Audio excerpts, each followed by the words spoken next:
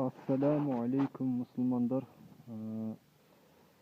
Biz на YouTube желісіне бір пайдалы кеңестер, пайдалы нәрселерді салып отыруға әрекет етіп отырмыз. Бұл видеомыз трубогид, профилогидке арналады. Бұл профильдерді домалақтап иетін станок кішігірім. Мынандай күйде істелген. Бұл мынандай профильдерді домалақтап июге арналған.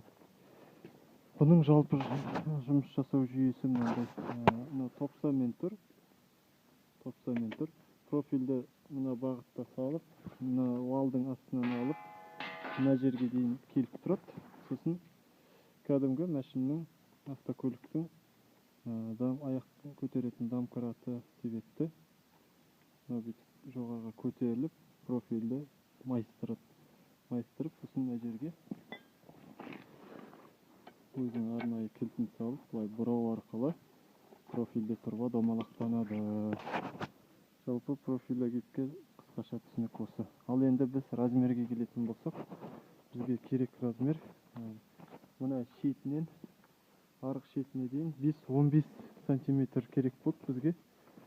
6 метрліктің өзін иген кезде ол 5.45 шықты. Сондықтан да 5.45 жалпы соны 6 метрлікті 5.15-ке ие бергенде, онда біздің мына ара қашықтығымыз ұзын болып кетті. Мына ара қашықтық бізде 1.20-дан аспауы керек.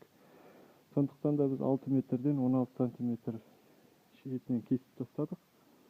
Сонда 5.84 деген сөз ба? 5.84-ті 1.20-ға иегенде екі шетінен 5-15 сантиметр шығады. Жалпы профилогидке қысқаша түсінік осы.